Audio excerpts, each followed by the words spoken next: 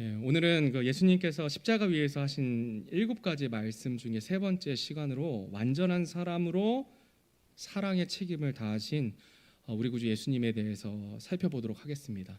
지난번에 첫 번째였는데 갑자기 세 번째로 된 것은 수요일 날 이 말씀을 두 번째 말씀을 전했기 때문입니다. 만약에 궁금하시면 유튜브를 통해서 들으시면 되겠습니다. 저희가 그 예수님의 7가지 십자가 말씀을 살펴보다 보면은 우리는 종종 예수님의 하나님 되심, 그 예수님의 그 신성에 조금 더 집중하게 되는 것을 봅니다. 그런데 오늘 본문은 다릅니다. 오늘 본문은 십자가 위에서 완전한 사람으로서 사랑의 책임을 다하시는 우리 구주 예수님을 만나 뵙게 됩니다. 그분은 지금 세상의 역사에서 가장 중요한 사역, 온 인류의 죄를 대신 짊어지는 대속의 죽음을 감당하고 계십니다. 그런데 그 십자가 위에서 예수님은 한 사람, 육신의 어머니 마리아를 바라보고 계십니다.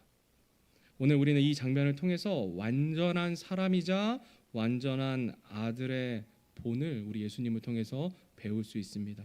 그리고 그 모습을 통해서 우리는 우리의 가정, 부모, 그리고 형제, 자매, 교회 공동체를 향한 하나님께서 우리에게 주시는 그 사랑의 책임을 배울 수 있습니다. 오늘 본문 25절 말씀을 우리 다시 한번 읽겠습니다. 시작.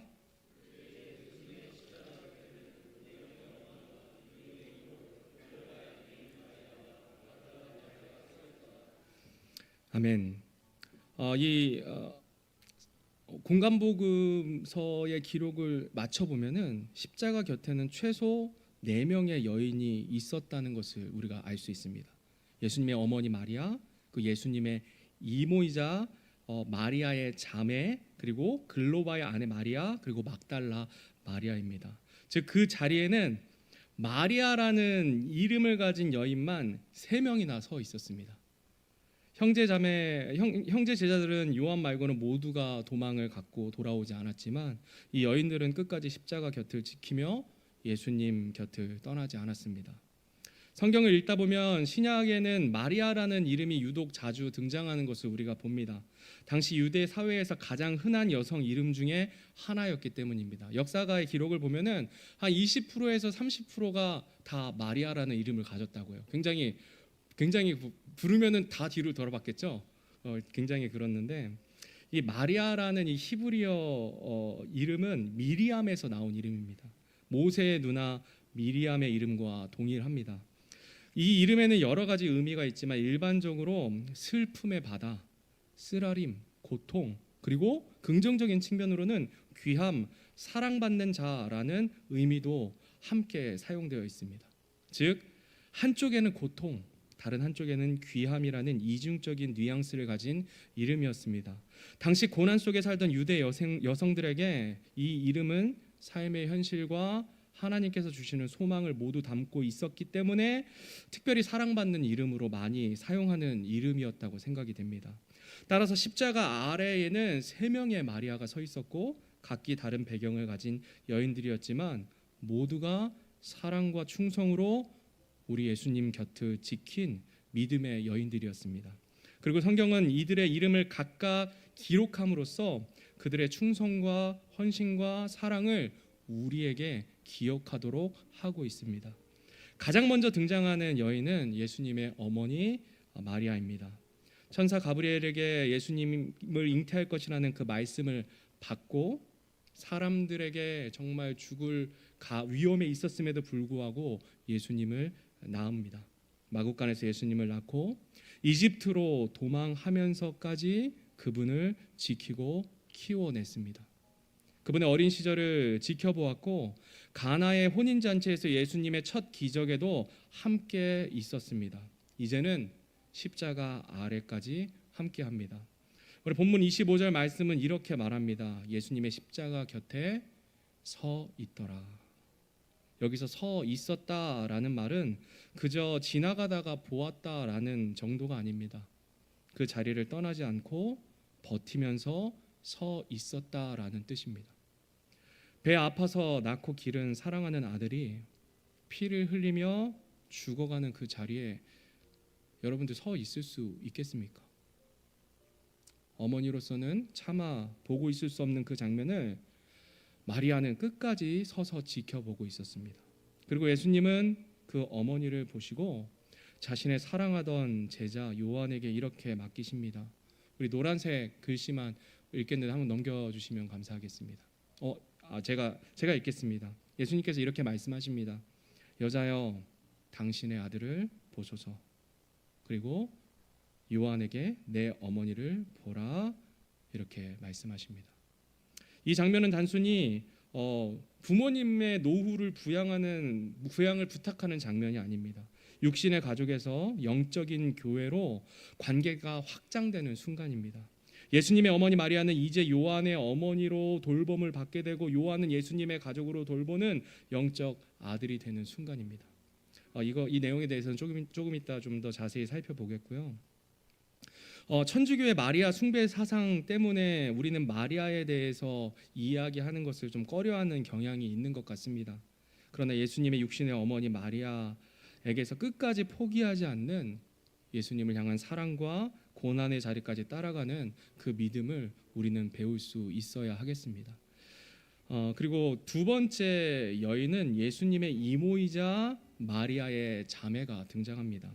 본문에서는 그분의 이모요라고 기록되어 있어서요.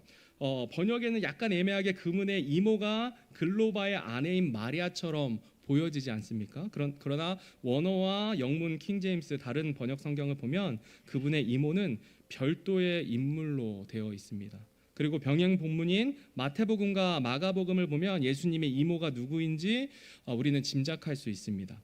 다음 넘겨주시면 마태복음 27장 한번 같이 쭉 한번 읽어보겠습니다. 시작. 그 가운데는 막달라 마리아와 또 야고보와 요새의 어머니 마리아와 또 세베대 아들의 어머니가 있더라.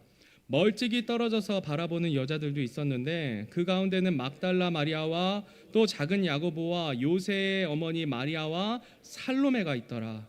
이제 예수님의 십자가 곁에는 그분의 어머니와 그분의 이모요 글로바의 아내인 마리아와 막달라 마리아가 서 있더라. 이렇게 노란색 부분을 좀 연결을 지어 보면요, 살로메는 세베대의 아들들의 어머니가 되고 예수님의 이모이자 어머니 마리아의 자매로 보는 것이 가장 자연스럽게 우리가 받아들일 수 있습니다.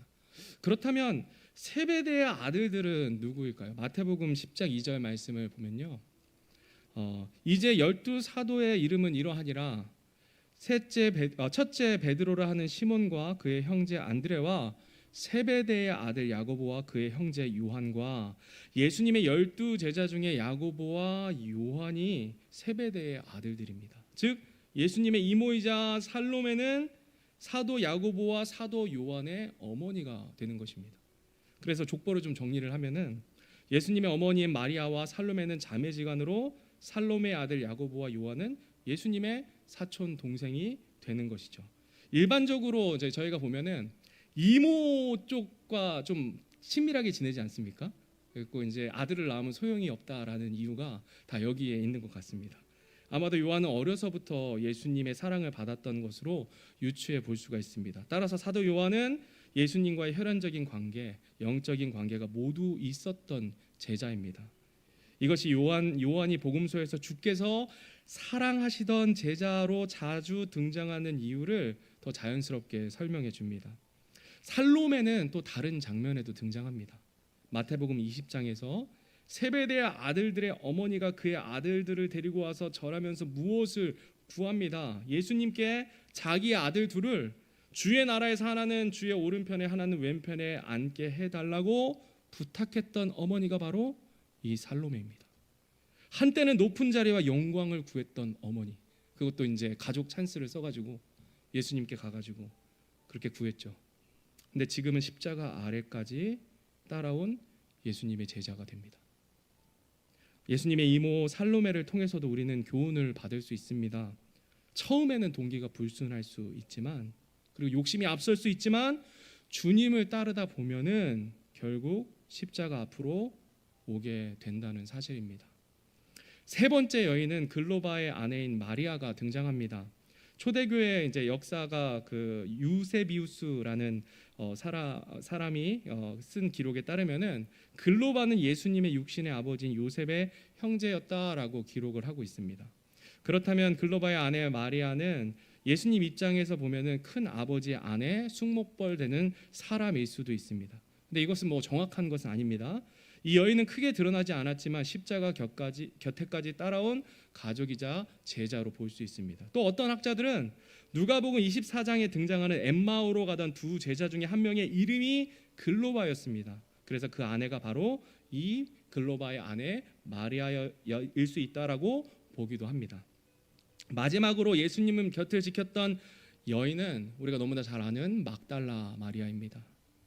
갈릴리 막달라 출신으로 예수님께서 7 마귀를 쫓아내 주신 여인입니다. 그 은혜가 얼마나 컸던지 이후에 자신의 제물로 예수님과 제자들을 섬기면서 따랐던 여인입니다. 그리고 무엇보다 중요한 사실은 예수님의 부활을 가장 먼저 목격한 증인이 누구입니까? 이 막달라 마리아입니다. 당시 유대 사회에서 여성의 증언은 법정에서 크게 인정되지 않았습니다. 그런데 하나님께서는 그 약한 여인, 그것도 과거에 마귀 들렸던 여인을 부활의 첫 증인으로 세우십니다. 이것이 바로 우리 하나님의 방식입니다. 약한 자를 들어서 강한 자를 부끄럽게 하시는 하나님이 되십니다. 예수님 곁을 지켰던 네 명의 여인들을 통해서 우리가 배워야 할 교훈이 있습니다. 예수님 곁에는 사회적으로 약한 자로 여겨지던 4명의 여인만이 남았습니다. 남은 남자 제자들은 모두 도망갔습니다. 두려움 때문이었습니다. 그러나 이 여인들은 피하지 않고 끝까지 그 자리에 서 있었습니다. 그리고 여기서 우리는 중요한 교훈을 배울 수 있습니다. 사람의 믿음의 크기는 보여주는 것이 아니라 자리를 지키는 것을 통해 드러난다는 것입니다. 어려움 속에서도 주님의 곁에 서 있으려는 그 마음이 진짜 믿음인 것입니다. 저희 교회도 참 어려움이 많았던 걸로 제가 들었습니다. 그럼에도 불구하고 이 자리를 지켜주신 우리 성도님들께 감사하는 마음이 있습니다. 우리 하나님께서도 그 믿음을 기뻐 받으실 거라 믿습니다. 우리도 신앙의 여정에서 때로는 두려움이 찾아옵니다.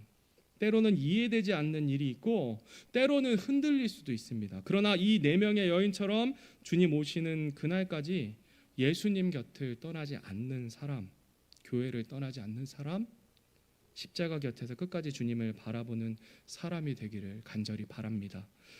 우리 마태복음 26장 35절 또 그리고 56절 이 두 말씀을 우리 같이 한 목소리로 읽겠습니다. 시작.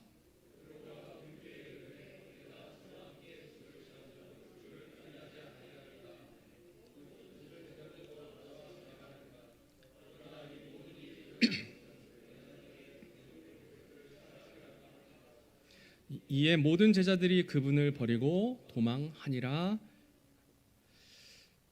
방금 살펴본 것처럼 십자가 아래를 지킨 이들은 대부분이 여인들이었습니다. 저도 보면은 우리 그 자매님들의 믿음이 저 형제들보다 더 이렇게 뛰어난 것을 제가 볼 때가 종종 있습니다. 하지만 그 자리에는 한 명의 남자 제자 사도 요한이 서 있었습니다. 요한은 12 제자 중 처음으로 다시 십자가로 돌아온 사람이었습니다. 성경은 이렇게 증언합니다. 모든 제자들이 그분을 버리고 도망하니라. 베드로뿐만이 아니라 모든 제자들이 도망했습니다. 요한도 도망했다는 것입니다. 또한 베드로뿐만이 아니라 모든 제자들이 내가 주와 함께 죽을지언정 주를 부인하지 아니하리이다 라고 말했습니다. 베드로만 이 말을 한 게 아니에요. 모든 제자들이 동일한 말을 했다라고 성경은 기록합니다. 그런데 현실 앞에서 그들의 연약한 믿음이 드러났습니다. 죽음이 두려웠습니다. 손해보기 싫었습니다.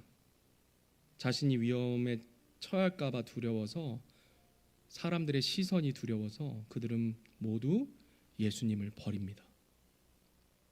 예수님이 이 모든 것을 미리 알고 계셨지만 그렇다고 해서 마음이 아프지 않으셨을 수 있을까요? 마음이 찢어졌을 거라 생각합니다. 혹시 성도님들 중에 믿었고 사랑했던 사람에게 배신당하고 버림받아 본 경험이 있으십니까? 저는 좀 있어요. 예수님께서는 십자가의 고통만이 아니라 사랑하는 사람들에게 버림받는 고통까지 주님은 홀로 감당하십니다. 그래서 우리 주님은 버림받은 자, 배신당한 자의 마음도 헤아려 아시는 분이십니다. 모든 제자들이 떠나가고 그 제자 중에 한 사람 요한이 가장 먼저 다시 그 십자가 앞으로 돌아옵니다. 예수님께서 부활하시기도 전에 십자가 형벌의 두려움과 사람들의 시선, 그 죄책감을 뚫고 요한은 다시 조용히 예수님 곁에 서 있습니다. 예수님께서 사랑하시던 제자 그 요한이 다시 돌아와 주님의 곁에 서 있던 것입니다. 십자가 고통 중에도 예수님께로 돌아온 요한을 보시고 예수님의 마음은 어떠셨을까 한번 생각을 해봤습니다. 참 위로와 기쁨이 되지 않으셨겠습니까? 얼마나 반가웠을까? 고통스러웠지만 요한의 모습은 예수님 곁을 떠나지 않았던 4명의 여인과 함께 오늘 우리에게 큰 위로와 도전을 줍니다. 우리도 마찬가지입니다. 때로는 두려움 때문에, 때로는 지친 마음 때문에, 때로는 관계의 상처 때문에 주님 곁을 떠나고 싶을 때가 있지 않으십니까? 저 역시 사람에게 상처받고 지친 마음 때문에, 그리고 부인할 수 없는 교만하게 높아진 마음 때문에 교회를 떠났던 적이 있습니다. 그런데 결국 주님의 그 사랑 앞에 다시 돌아올 수밖에 없었습니다. 혹시 지금 마음이 무너져 있고 또 믿음이 식어버리고 교회를 떠나고 싶은 마음이 드는 분이 있다면, 혹시나 그런 분이 있다면 십자가에 달리신 우리 주님을 바라보시기 바랍니다. 여러분의 마음을 너무나 잘 알고 계세요. 예수님 십자가를 다시 바라볼 때 우리는 다시 시작할 수 있습니다. 또한 우리 주변에 여전히 예전에 함께 예배했던 어느 성도님, 그리고 함께 교제하던 친구, 그러나 지금은 자리를 떠나 있는 이들이 있을 것입니다. 그들을 판단하지 마시고 왜 떠났냐고 정죄하지 마시길 바랍니다. 예수님의 제자들도 모두 떠났습니다. 우리도 마찬가지로 연약합니다. 우리는 언제든지 흔들릴 수 있는 존재입니다. 그러나 그런 우리를 위해 예수님께서 십자가에 달리셨습니다. 그 사랑 앞에서 사람은 다시 돌아올 수 있습니다. 그래서 우리는 떠난 그들을 위해서 기도해야 합니다. 그리고 연락해야 합니다. 그리고 관심을 보여줘야 합니다. 그들이 요한처럼 다시 십자가 아래로 돌아올 수 있도록 간절히 기도해 주시기 바랍니다. 또 요한복음 오늘 본문 26절, 27절 말씀을 우리 다시 한 목소리로 어떤 의미인지 생각하면서 다시 한번 읽겠습니다. 시작.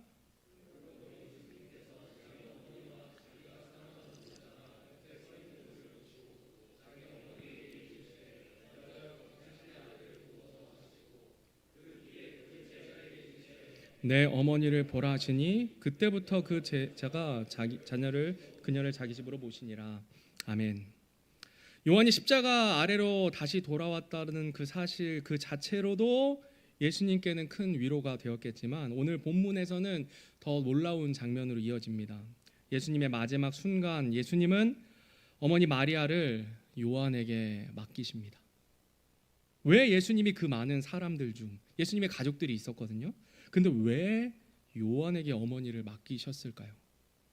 성경을 살펴보면 마리아의 남편인 요셉은 어느 시점 이후로는 완전히 등장하지 않습니다. 마지막 등장이 누가복음 2장에 나와 있는 예수님이 12살 때 이후로 요셉의 이름은 단 한 번도 언급되지 않습니다. 그래서 대부분의 학자들은 요셉이 예수님의 공생애 이전에 이미 죽었을 것이다 라고 유추합니다. 즉 마리아는 과부였고 예수님은 장남으로 마리아를 돌보고 있었습니다. 하지만 이제 예수님은 십자가에서 죽으심으로 이 책임을 다 할 수 없었습니다. 따라서 누군가에게 마리아를 맡겨야 하는 상황이었습니다. 마가복음 6장 3절 말씀입니다. 우리 같이 읽겠습니다. 시작. 이 사람은 마리아의 아들 목수가 아니냐? 야고보와 요새와 유다와 시몬의 형이 아니냐? 그의 누이들이 우리와 함께 여기 있지 아니하냐 하고 그분으로 인해 실족하니라. 예수님에게는 실제 동생들이 있었습니다. 야고보와 요새와 유다와 시몬이라는 형제들이 4명이나 있었습니다. 그리고 또 자매들도 여러 명 있었다고 이제 성경은 기록합니다. 그렇다면 유대 문화에선 당연히 어머니의 돌봄은 누구에게 있습니까? 형제들에게 있는 겁니다. 자녀들에게 있습니다. 특히 아들들이 맡아야 합니다. 디모데전서 5장 4절 8절 우리 같이 읽겠습니다. 시작. 만일 어떤 과부나 자녀나 손자들이 있거든 그들이 먼저 집에서 효성을 보여 자기 부모에게 보답하는 것을 배우게 하라. 그것은 하나님 앞에서 선하며 받으실 만한 것이니라. 그러나 누가 자기 친족 특히 자기 집 사람들을 부양하지 아니하면 그는 믿음을 부인하는 자요 불신자보다 나쁜 자니라. 아멘. 자기 친족을 부양하지 않는 자는 불신자보다 나쁜 자다라고 엄하게 경고하고 있습니다. 그런데 예수님께서는 4명이나 되는 친동생들한테 맡기지 않으셨습니다. 왜 그러셨을까요? 요한복음 7장 5절 말씀입니다. 같이 읽겠습니다. 시작. 이는 그분의 형제들도 그분을 믿지 아니하였기 때문이더라. 십자가 당시 예수님의 형제들은 예수님을 메시아로 믿지 않았습니다. 믿음의 자리 십자가 아래에 그 형제들은 없었습니다. 하지만 요한은 돌아왔습니다. 십자가 곁까지 와서 예수님과 함께 서 있습니다. 예수님의 육신의 가족보다 믿음의 가족이 더 가까울 수 있음을 보여주시는 장면입니다. 예수님의 형제들은 부활 이후에야 변화되었고 오순절 기도의 자리에 있었지만 십자가 시점에서는 요한만이 예수님의 마음을 함께 하고 있었습니다. 따라서 예수님께서 요한에게 어머니를 맡기신 이유는 혈연적으로도 가까웠고 영적으로도 가장 충성되었고 십자가 아래까지 돌아온 유일한 형제였고 예수님의 가장 사랑하고 신뢰하던 제자였기 때문에 요한에게 자신의 어머니 마리아를 맡기신 것입니다. 마태복음 12장 49절 50절 말씀입니다. 손을 내밀어 자기 제자들을 가리키며 이르시되 내 어머니와 내 형제들을 보라. 누구든지 하늘에 계신 내 아버지의 뜻을 행하는 자 곧 그가 내 형제요 자매요 어머니이니라 하시니라. 예수님께서는 어머니와 형제들이 자신을 기다린다는 소식을 들을 때 누구든지 하나님 아버지의 뜻을 행하는 자가 내 형제와 자매요 어머니라 말씀하십니다. 이 말씀이 바로 십자가 아래에서 실제적으로 이루어지는 것입니다. 예수님은 혈연으로 묶인 가정만이 아니라 믿음으로 하나 된 새로운 가족, 교회 공동체를 세우신 것입니다. 십자가 아래에서 예수님의 어머니는 요한의 어머니가 되었고 요한은 예수님의 가족이 되었습니다. 그래서 우리가 교회에서 믿음의 어른들을 부를 때 뭐라고 부릅니까? 부형님 그리고 모매님 이렇게 부르지 않습니까? 그 의미가 아마 그 교회 오랜만 처음 나온 형제 자매들을 모를 거예요. 청년들은 모를 거예요. 이것은 아버지 같은 형제님, 어머니 같은 자매님이라는 의미로 그렇게 저희가 부르고 있습니다. 이것이 어디에서 따른 것입니까? 예수님에게서 따른 것입니다. 예수님의 그 십자가 아래, 예수님의 피 아래 우리는 하나된 형제요 자매가 됨을 십자가 위에서 보여주신 것입니다. 최근에 우리 모매님들이 건강이 많이 안 좋으신 분들이 계세요. 그런데 마음으로 또 전화하시고 살뜰하게 챙기시는 분들이 계십니다. 왜 그러합니까?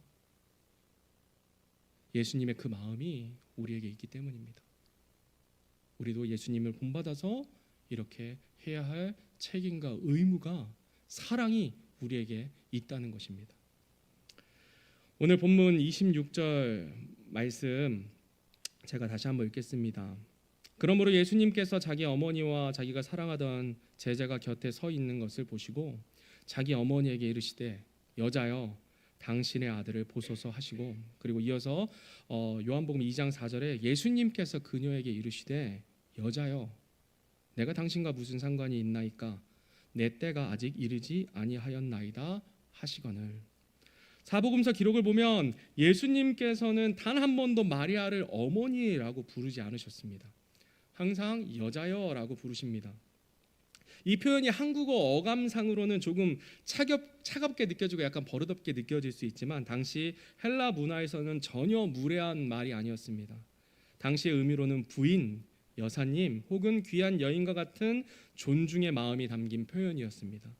예수님은 가나 혼인잔치에서도 동일하게 여자여라고 부르시고, 즉 예수님은 어머니를 무시하거나 거리를 둔 것이 아니라 오히려 존중을 담아 높여서 부른 것입니다.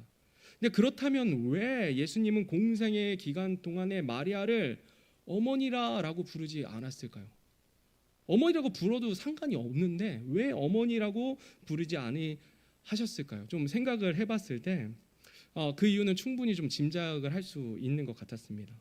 예수님은 마리아 숭배로 흐를 위험을 미리 알고 계신 전능하신 전지하신 하나님이십니다. 실제로 교회 역사 속에서는 마리아를 신격화하고 기도의 대상으로 여겨지고 중보자로 추앙받는 마리아 숭배의 사상이 등장했습니다. 예수님은 그것을 막기 위해 의도적으로 마리아를 여자여라고 부르시며 그녀를 하나님보다 높이지 못하도록 하신 것입니다. 성경에서도 하나님은 사람들이 우상을 만들 것을 아시고 많은 것들을 감추어 두셨습니다. 모세의 시신을 감추셨고 법궤의 위치는 지금도 알 수 없습니다. 그리고 성경의 원본도 보존되지 않도록 하셨습니다. 왜 그러셨겠습니까? 사람은 눈에 보면 그것을 신격화하고 우상으로 삼는 죄성을 가졌기 때문입니다. 예수님이 마리아를 어머니라고 높여 부르셨다면 사람들은 마리아를 더 쉽게 신격화하려고 했을 것입니다. 그래서 그렇게 하신 것이다라고 생각이 되어집니다.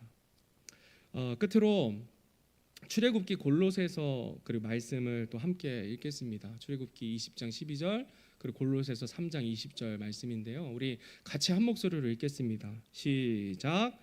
내 아버지와 어머니를 공경하라. 그리하면 주 내 하나님이 내게 주는 땅에서 내 날들이 길리라. 자녀들아 모든 일에서 너희 부모에게 순종하라. 이것은 주를 매우 기쁘게 하느니라. 아멘. 예수님께서는 하나님 아버지뿐만이 아니라 사람과의 모든 관계에서도 완전한 순종과 완전한 사랑을 드러내신 분이셨습니다. 특히 십자가 위에서 보여주신 모습은 자녀가 부모를 어떻게 공경해야 하는지 보여주는 최고의 본이었습니다.